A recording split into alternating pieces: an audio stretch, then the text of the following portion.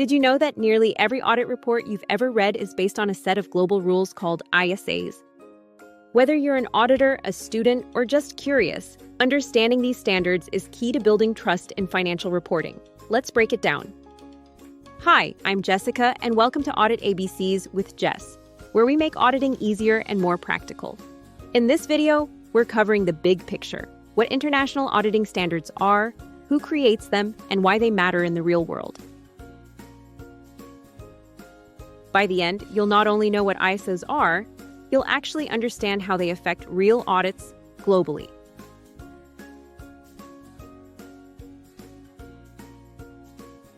International Standards on Auditing, known as ISAs, are a set of professional standards for auditing financial statements. They're issued by the International Auditing and Assurance Standards Board, part of the International Federation of Accountants.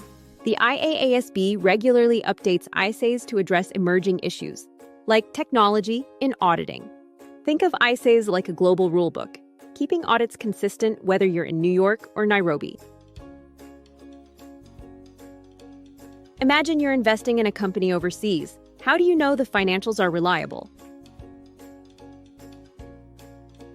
ISAs build global confidence in financial reporting.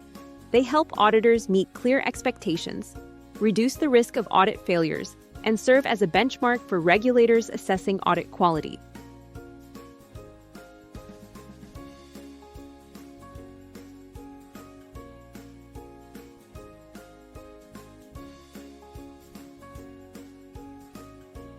So, how do multinational firms stay compliant when the rules shift across borders? That's where understanding ISAs really pays off. Some countries adopt ISAs exactly as written, while others tweak them to fit local laws.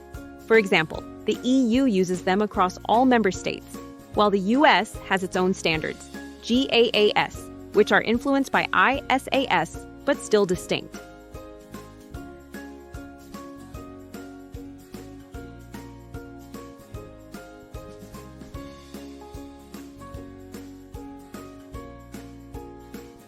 ISAs are used by independent auditors, internal auditors, and audit firms worldwide, especially in countries following international financial reporting frameworks like IFRS. They're also critical for CPA, ACCA candidates, audit committee members, and audit regulators. So, whether you're prepping for your CPA exam or sitting on an audit committee, ISAs affect the way you interpret financial statements. Audit mainly consists out of 4 phases, namely planning, ISA 200, risk assessment, ISA 315, obtaining audit evidence, ISA 500, and forming an audit opinion, which is ISA 700. There are several other ISAs that add to these phases, which we will look at in future videos.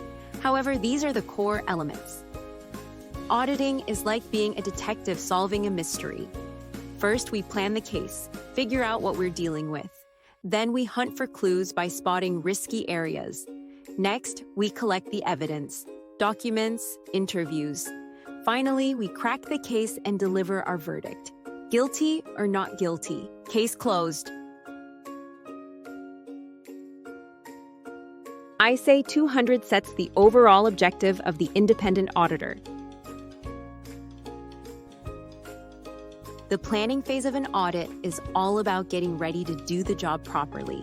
The auditor learns about the business, its environment, and how it manages risks. This helps decide how much work is needed and where to focus. Good planning helps the audit go smoothly and efficiently. ISA 315 helps auditors understand and assess risk. The risk assessment phase is about figuring out where things could go wrong in a company's financial reporting. The auditor learns how the business works, what controls it has in place, and where mistakes or fraud might happen. We look at the company's systems, ask questions, observe processes, and analyze data. The goal is to spot the risky areas so we know where to focus our testing later.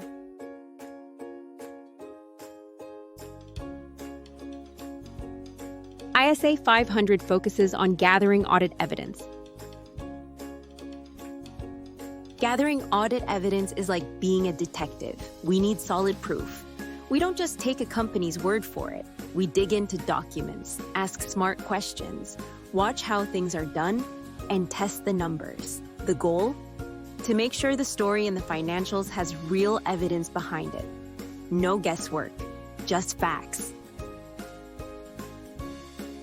ISA 700 guides how to form an opinion and write the audit report.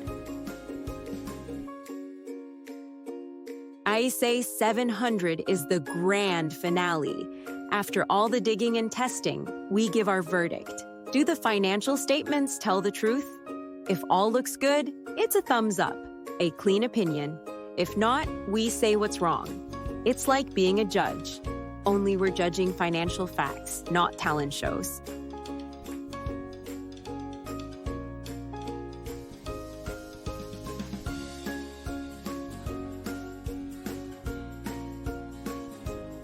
Let's say you're auditing a retail chain. You'd use ISA 315 to spot risk in their inventory system, ISA 500 to gather solid evidence, and ISA 700 to form and report your opinion.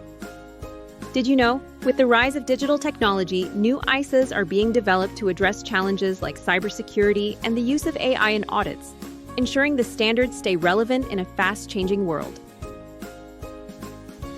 In a nutshell, ISAs give us a common language for auditing, ensuring quality and consistency worldwide.